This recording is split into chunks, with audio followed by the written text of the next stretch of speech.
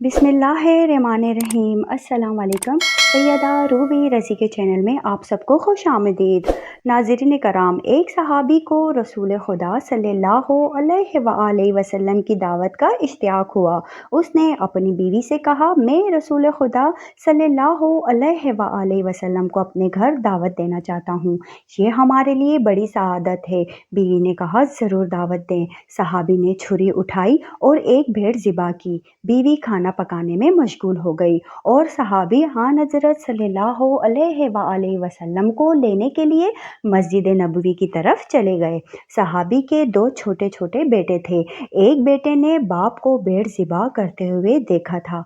बाप के जाने के बाद उसने अपने छोटे भाई से कहा, काश तू होता तो देखता कि अब्बू ने भेड़ कैसे ज़िबा की थी। क्या मैं तुझे बताऊं? छोटे भाई ने जवाब दिया, हाँ हाँ ज़रूर दिखाओ। बड़े भाई ने छुरी उठाई और छोटे भाई की गर्दन पर चला दी और उसकी गर्दन काट दी।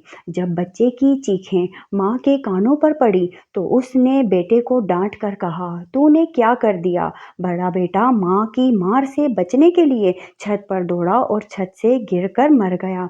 जब माँ ने दोनों बच्चों की लाशें देखी तो मुंह पीट कर रह गई, मगर उसने इतने बड़े सदमे के बावजूद आन हज़रत सल्लल्लाहु अलैहि वसल्लम का खाना पकाने में कोई कोताही ना की। उसने बच्चों की लाशें उठाई, दूसरे कमरे में उन्हें रखकर उन पर कपड़ा डाल दिया। कुछ देर बाद उसका शौहर हबीब खुदा को अपने साथ लेकर आया। आप एक कमरे में बैठे। बीवी ने अपने शौहर को बुलाकर सारा मुआजरा सुनाया और इससे कहा कि दिल पर काबू रखना और नबी अकरम सल्लल्लाहु अलैहि वसल्लम की दावत में कोई खलल ना वाक़ई होने देना।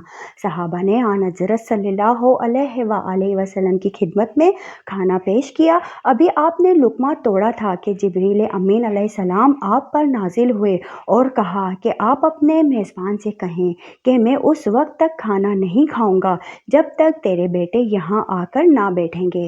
नबी अकरम ने मेज़बान से फरमाया, अपने दोनों बेटों को भी यहाँ बुला लो। मेज़बान ने कहा, या रसूलल्लाह, दोनों बच्चे हैं, वो खेलने कूदने के लिए बाहर गए हुए हैं, वो पता नहीं कब वापस आएं। आप बिस्मिल्लाह करें और खाना खाएं। नबी अकरम सल्लल्लाहु अलैहि वसल्लम ने फरमाया, ये नामुमकिन है क्योंकि ये अल्लाह का हुक्म है। सहाबी ने अर्ज़ किया, या रसूलल्लाह, मेरे दोनों बेटे मर चुके हैं। आन हज़रत ने फरमाया, आप उनके जनाजे यहाँ ले आओ। सहाबी उठे और दोनों बेटों के जनाजे ले आया। नबी अकरम सल्लल्लाहु अलैहि वसल्लम ने दुआ पढ़ी और खुदा से उनकी ज़िंदगी की दरख्वास्त की। अल्लाह ने आपकी दुआ कबूल की और बच्चे ज़िंदा हो गए और उठ बैठे। आपने उन्हें दस्तरखान पर अपने साथ बिठाया। बच्चों ने आन हज़रत सल्लल्लाहु अलैहि वसल्लम और अपने वालिदैन के साथ मिलकर खाना खाया। बाज़ उलमा ने आन हज़रत सल्लल्लाहु अलैहि वसल्लम के मौजज़ात की तादाद 4000 बयान की है। उनमें से कुछ मौजज़ात गज़वा के वक्त भी ज़हूर पज़ीर हुए। मसलन जंग के दौरान अगर किसी मुसलमान फ़ौजी का कोई आज़ा कट जाता तो आन हज़रत सल्लल्लाहु अलैहि वसल्लम के पास आता। आप उसके कटे हुए हिस्से को बाकी हिस्से के साथ मिलाकर लुआब दान लगाते तो वो फ़ौरन जुड़ जाता था और ज़ख्म का निशान तक भी वहाँ दिखाई नहीं देता था।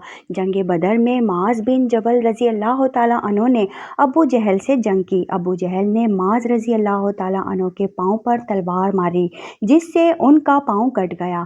सहाबाए कराम उन्हें मैदान जंग से ज़ख्मी हालत में उठाकर आन हज़रत के पास ले आए। उस वक्त वो दर्द की शिद्दत से तड़प रहे थे। आन हज़रत सल्लल्लाहु अलैहि वसल्लम ने उनके पाँव का चौड़ता हुआ हिस्सा दूसरे हिस्से के साथ मिलाया और लुआब दान लगाकर ऊपर पट्टी बांधी। कुछ देर बाद सहाबा ने उनकी पट्टी खोली तो उनका पाँव बिल्कुल ठीक था और ज़ख्म का निशान तक दिखाई नहीं देता था। जंग खैबर के किलों को फतह करना मुसलमानों के लिए चैलेंज बन चुका था। मुसलमान जब भी हमला करते तो यहूदी सख्त मुकाबला करते और इस्लामी लश्कर नाकाम होकर वापस आ जाता। एक किले के पहलवान का नाम मरहब था और वो बड़ा ताकतवर पहलवान था।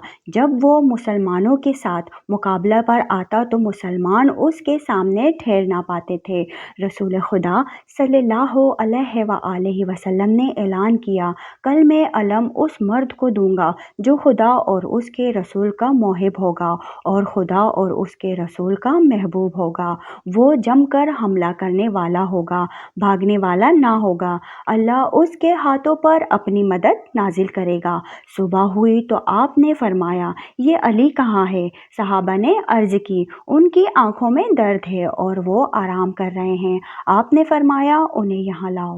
حضرت علی علیہ السلام کو آن حضرت صلی اللہ علیہ وآلہ وسلم کی خدمت میں لایا گیا۔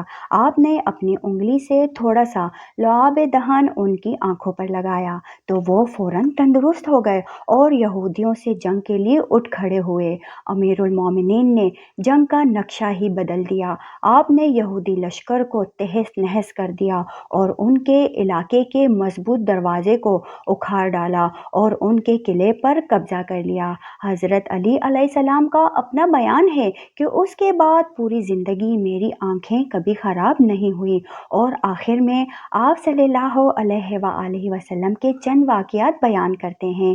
ایک دفعہ کا واقعہ ہے کہ رسول اکرم اپنے چند اصحاب کے ساتھ سفر پر نکلے۔ راستے میں ایک جگہ انہوں نے پڑاؤ کیا۔ ان کے پاس کھانے کے لیے ایک بکری تھی۔ صحابہ میں سے ایک نے کہا، میں اسے ذبح کروں گا۔ دوسرے نے کہا، میں اس کی کھال اتاروں گا۔ تیسرے نے کہا، میں اس کا سالن تیار کروں گا۔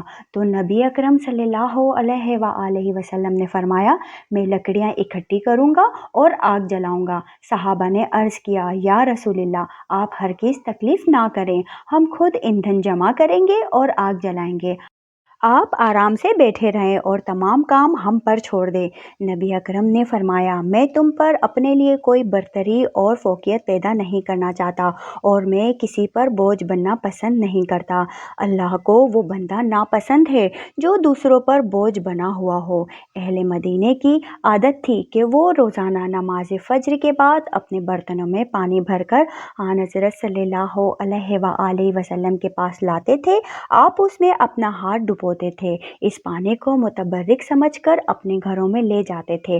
جب شدید سردی ہوتی تھی اور پانی برف کی طرح ٹھنڈا ہوتا تھا، اس وقت بھی لوگ پانی بھر کر آپ کے پاس آتے تھے، لیکن آپ نے کبھی کسی کو یہ کہہ کر واپس نہیں کیا تھا کہ پانی بڑا ٹھنڈا ہے، لہٰذا تم اپنا برتن واپس لے جاؤ۔ ایک مرتبہ کا ذکر ہے کہ نبی اکرم صلی اللہ علیہ وآلہ وسلم اور حذیفہ یمانی مدینہ سے باہر گئے اور انہوں نے نہانے کا ارادہ کیا۔ جناب حذیفہ نے ایک کپڑا تان کر نبی اکرم صلی اللہ علیہ وآلہ وسلم کے لیے پردہ بنایا اور اس پردے کی اوٹ میں آن حضرت صلی اللہ علیہ وآلہ وسلم نے غسل کیا۔ جب آپ غسل کر چکے تو آپ نے وہی کپڑا پکڑا اور اسے تان کر فرمایا، حذیفہ اب تم نہاؤ، میں تمہارے لیے پردہ بناؤں گا۔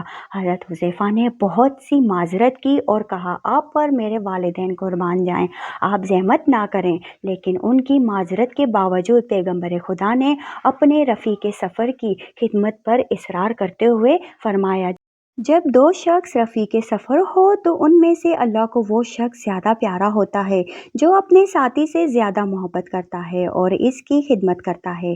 روایت میں موجود ہے کہ ایک کنیز نے رسول خدا سے عرض کیا کہ میرا مالک مجھ سے بدسلوکی سے پیش آتا ہے، لہٰذا آپ میرے ساتھ چلیں اور اس سے کہیں کہ وہ مجھ سے بدسلوکی کا رویہ نہ رکھے۔ آپ نے کنیز کو ساتھ لیا اور اس کے مالک کے دروازے پر گئے۔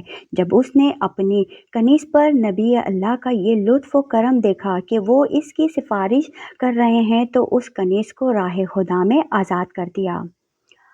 حضرت علی علیہ السلام کا بیان ہے کہ رسول اکرم صلی اللہ علیہ وآلہ وسلم نے فرمایا، جو بھی مسلمان جماعت کی خدمت کرے تو جماعت میں جتنے افراد ہوں گے ان کی تعداد کے برابر اللہ تعالیٰ اسے جنت میں خادم عطا کرے گا۔ امید کرتی ہوں کہ آپ کو یہ واقعہ پسند آیا ہوگا۔ اگر پسند آیا ہو تو ویڈیو کو لائک شیئر کر کے چینل کو سبسکرائب کر دیں اور بیل آئیکن دبا دیں اور کمنٹس میں اپنی قیمتی رائے کا اظہار ضرور کیجیے گا۔ اب تک کے لیے اتنا ہی۔